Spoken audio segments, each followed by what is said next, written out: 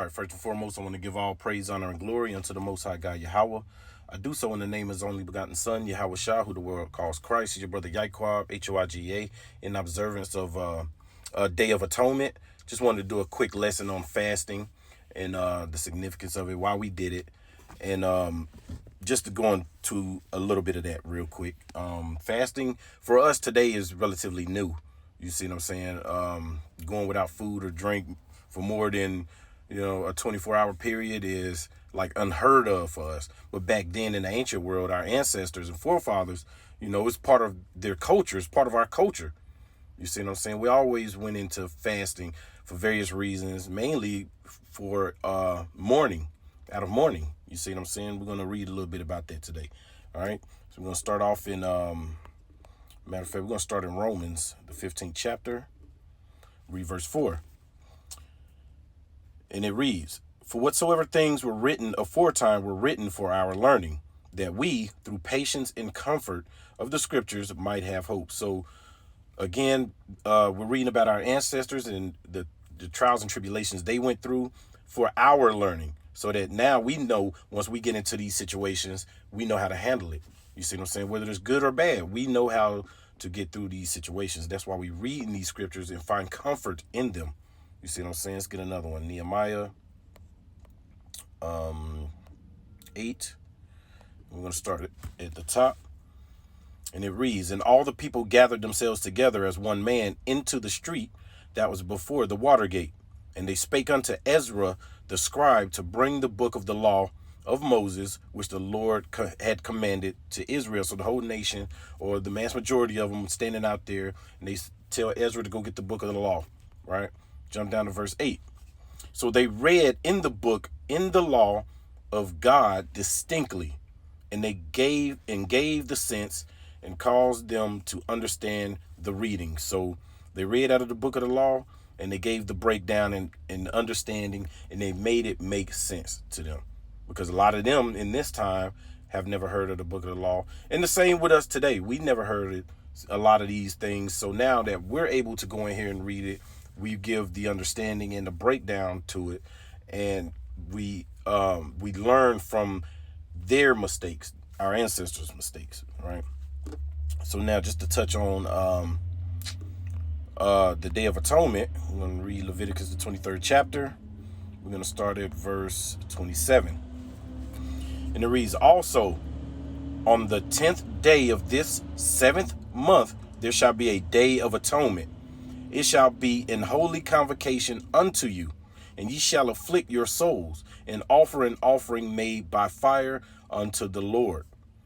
And ye shall do no work in that same day, for it is a day of atonement, to make an atonement for you before the Lord your God." So this day is a day that we're supposed to atone for our past transgressions, our transgressions out of ignorance, because a lot of us have transgressed out of ignorance. We just didn't know. We don't have control over the meat processing plants, the water plants. You see what I'm saying? The clothing factory to prevent mixed fabrics.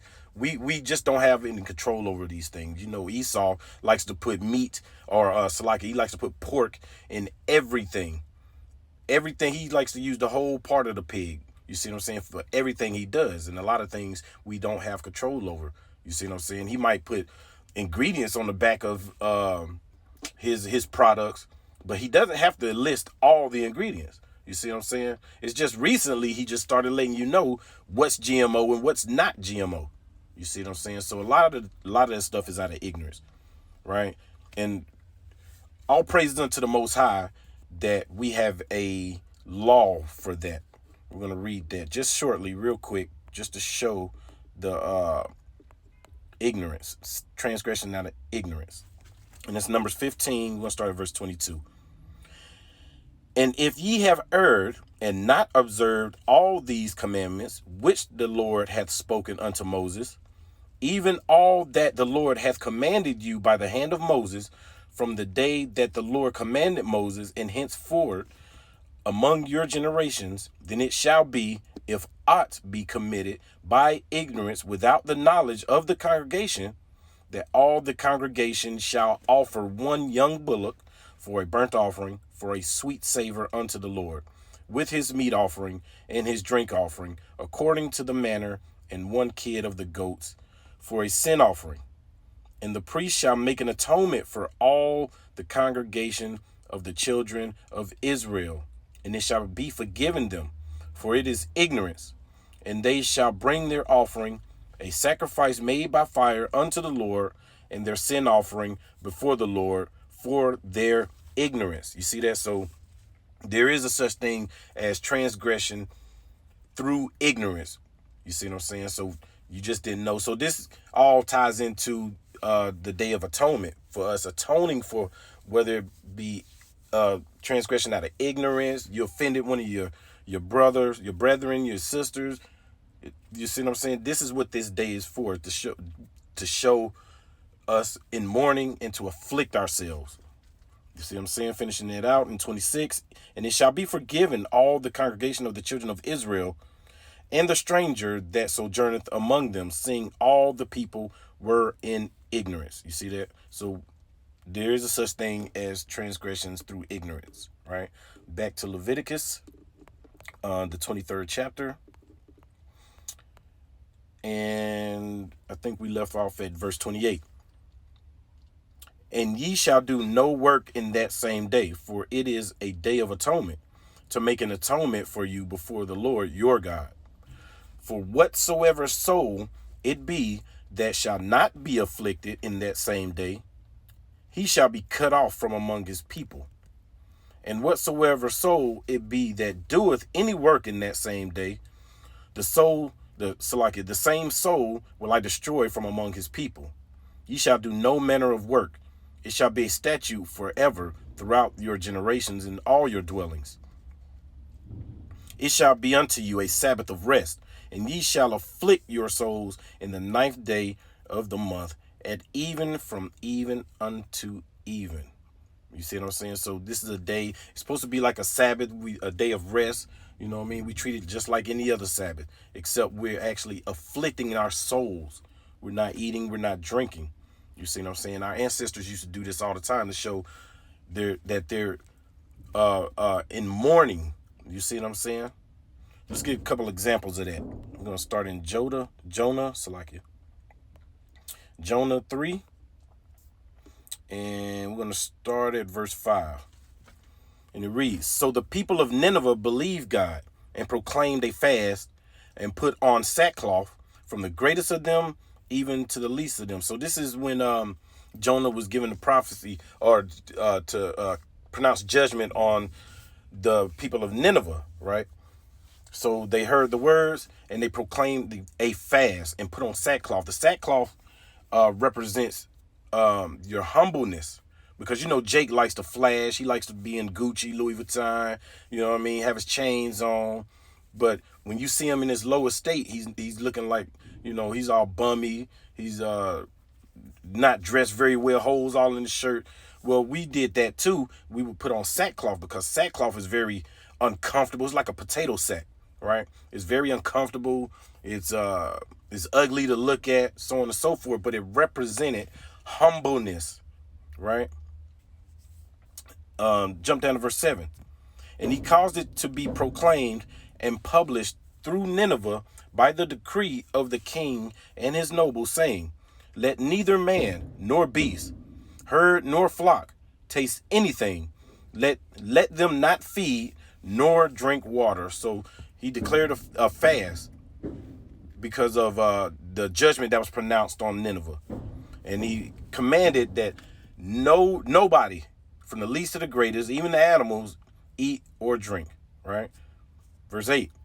But let man and beast be covered with sackcloth. Again, that sackcloth represents humbleness, meekness, right?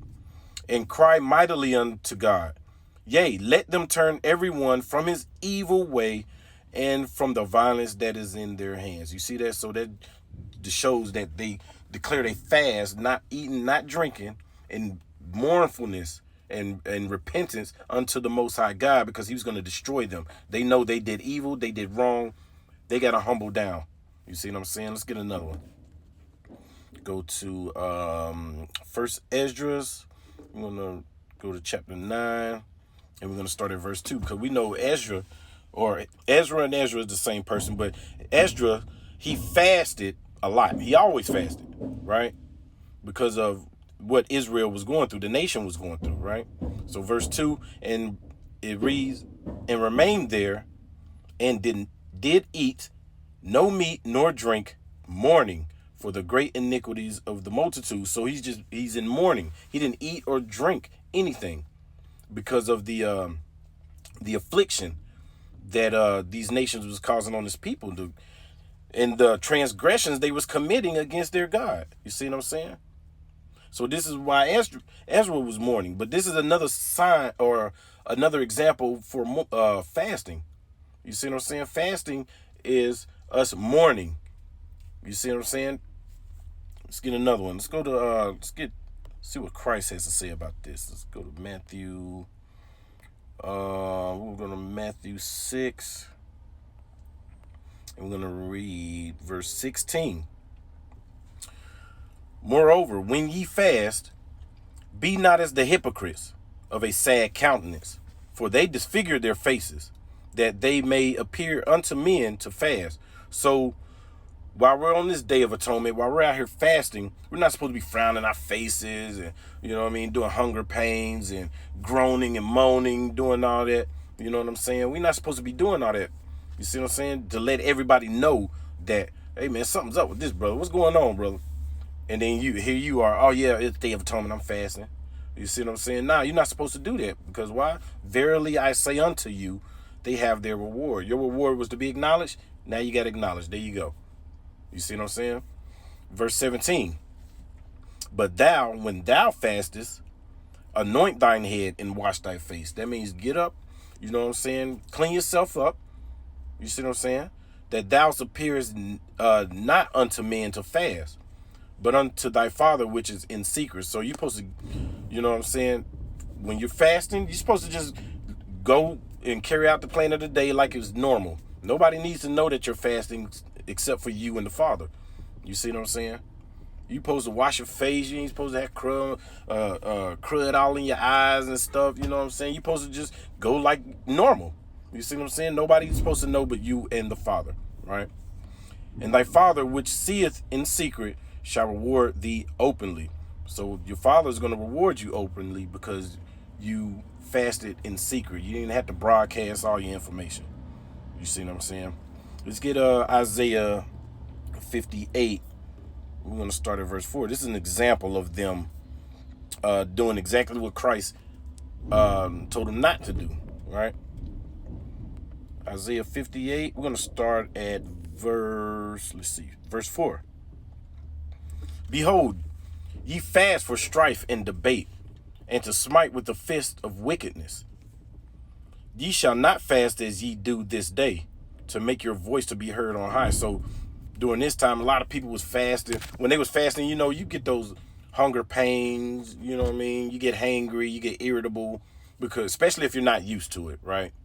And I know for myself, speaking for myself, that for the very first time I fasted, I never understood what it meant for the spirit and the flesh to go to war until I fasted for the first time.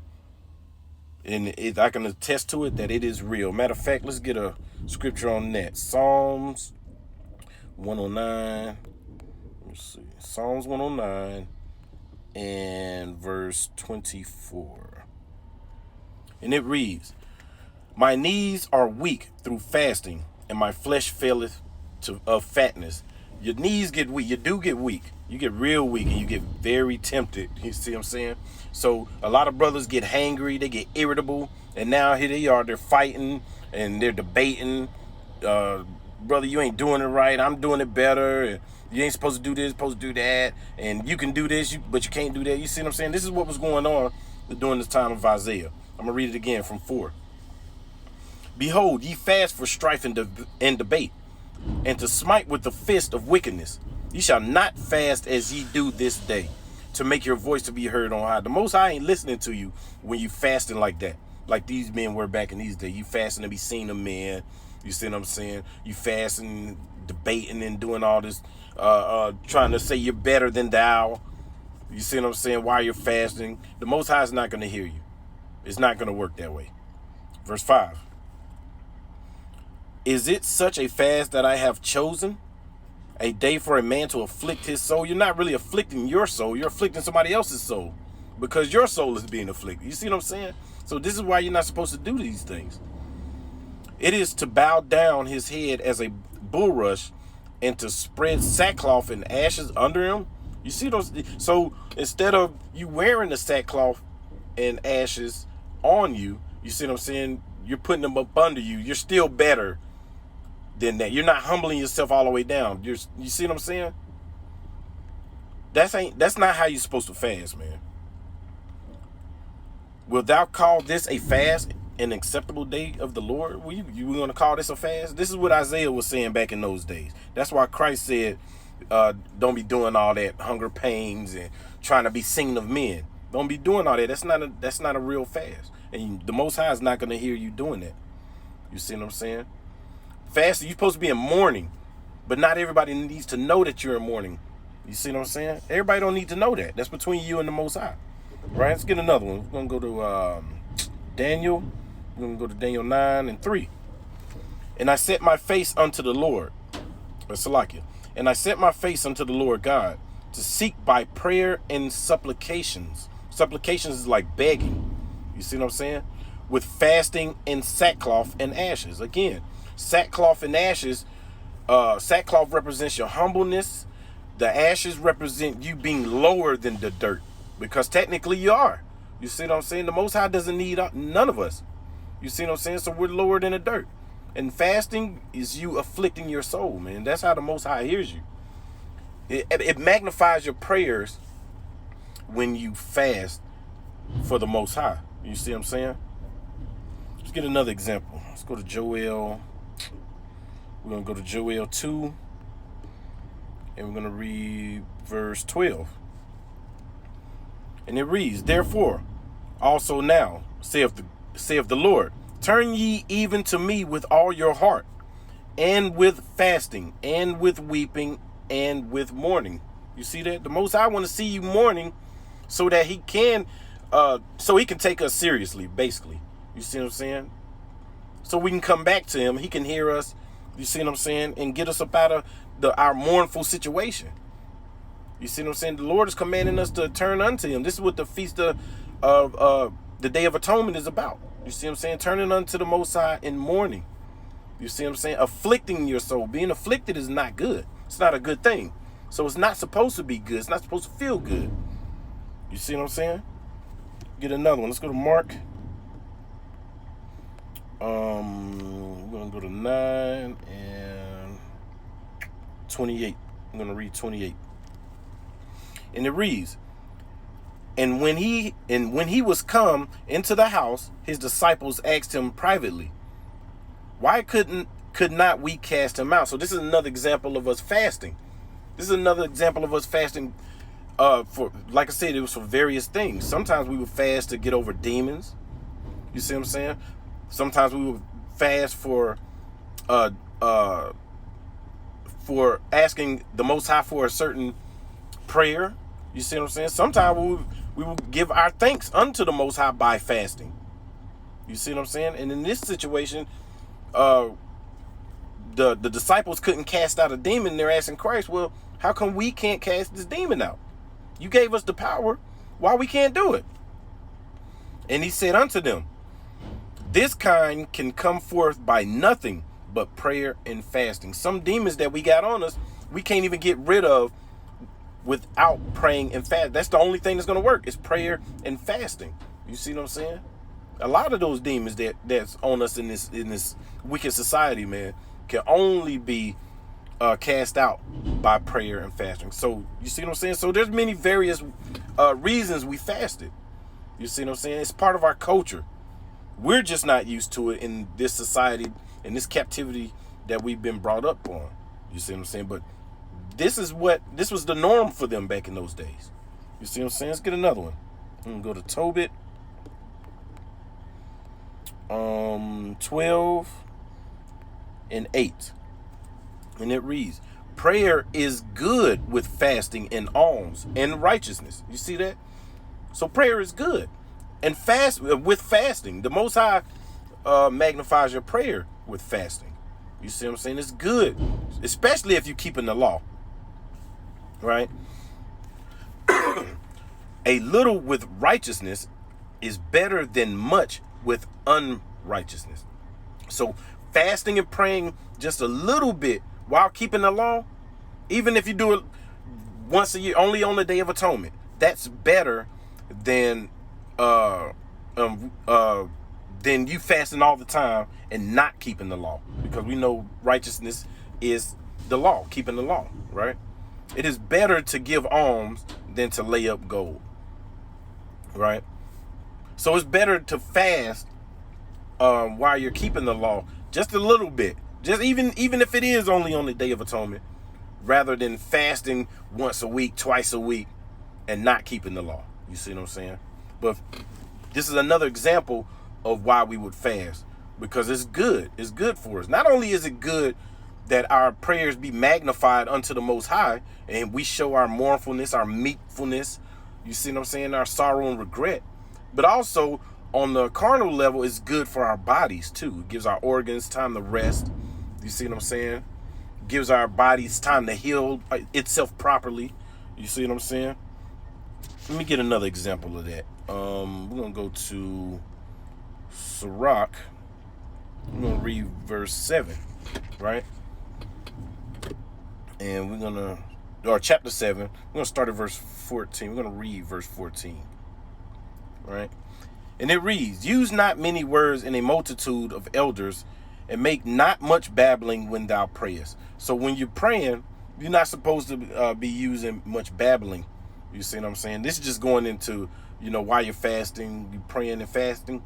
You see what I'm saying? Don't just be babbling. You just rambling off words. Don't know what the hell you're talking about. You don't even know what you're praying for anymore. You see what I'm saying? You're just doing it just to do it. You see what I'm saying? It says don't do that, right? Get another one. Same chapter, same book. Sirach 18. We're going to the 18th chapter this time. We're going to read verse 23. And it reads, before thou prayest, prepare thyself, and be not as one that tempteth the Lord. So before you pray for whatever it is, get your wording right. Make sure this is what you need to ask for. You see what I'm saying? Make sure you keep it short, sweet, and to the point. You see what I'm saying? The Most High ain't got time to be just having a full out, full conversation with just little old you. You see what I'm saying? Ask your question or ask your prayer. Ask for whatever you want to ask of the Lord and be done with it. You see what I'm saying? And don't be babbling off at the mouth, just rumbling off at the mouth. You see what I'm saying? One more, and I think we're going to wrap it up.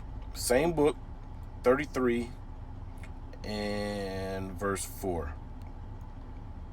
And it reads again, prepare what to say, and so thou shalt be heard, and bind up instruction, and then make answer. So the most what Sirach is saying is prepare what you're going to say in the spirit of the Most High. Prepare what you're going to say before you say it. Don't just drop to your knees and start rambling off some gibberish, because the Most High already knows what you need. He's just waiting on you to ask for it.